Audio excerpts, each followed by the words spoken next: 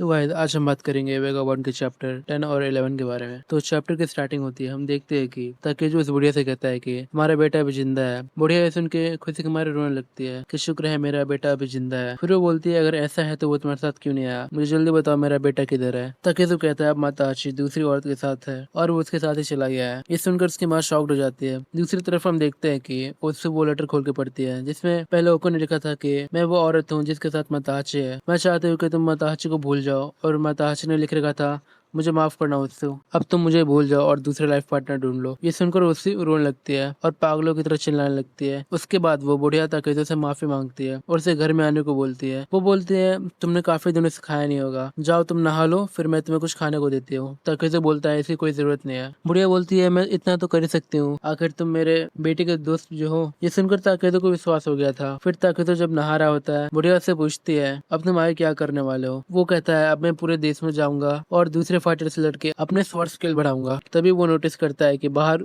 उसे बहुत सारे समुराइज ने घेर लिया है। फिर हम देखते हैं कि वो बुढ़िया ने ये ट्रैप बिछाया था। साली बुढ़िया बहुत तेज है। फिर वो बुढ़िया कहती है तुम्हें क्या लगा तुम मेरे बेटे के बारे में कुछ बोल रहे थे, बोलोगे और मैं मान लूंगी। मेरा बेटा किसी दूसरी औरत के साथ नहीं जा सकता। ताकि तो नंगा ही बाहर आ जाता है। बुढ़िया कहती है इनसे लड़े कोई फायदा नहीं है, तुम अकेले इन सबको नहीं मार सकते, सरेंडर कर लो। तभी एक समुराई उस पर अटैक करने आता है, वो उसे एक ही बार में खत्म कर देता है। फिर ये देख के वो सब लोग घबरा जाते हैं कि ये तो एक डीमन है। ताकि तो कहता है अगर तुम मुझे मारने की कोशिश करोगे तो उससे पहले मैं तुम्हें ही मार दूंगा। चैप्टर 11 लेटर देख के वो उससे शौक में चले जाती है। वो गुस्से में माताहाची को गाली दे रही थी और जाके मंदिर की घंटी बजाने लगती है। दूसरी तरफ ताकि जो उन सबको मारे जा रहा था कंफ्यूज करके कुछ लोगों को अंदर ले जाके मार रहा था, बाहर आकर बाकियों को खत्म करा। फिर उसका लीडर ये सोच रहा था कि ये कितने को भी मार ले लेकिन एक पॉइंट पे इसका स्टेमिना जरूर खत्म होगा। तभी ताकि जो अचानक से उसके सामने आता है और उसके सर पे वार करता है और उसे बेहोश कर देता है। फिर उस बुढ़िया की आंखों में देख के बोलता है तुम और तुम्हारा बेटा दोनों भरोसे के लायक नहीं है। वो बाकी समुराई को मार देता है। वो सब उसकी आंखों में देखकर सब उसे डीमन बोल रहे थे।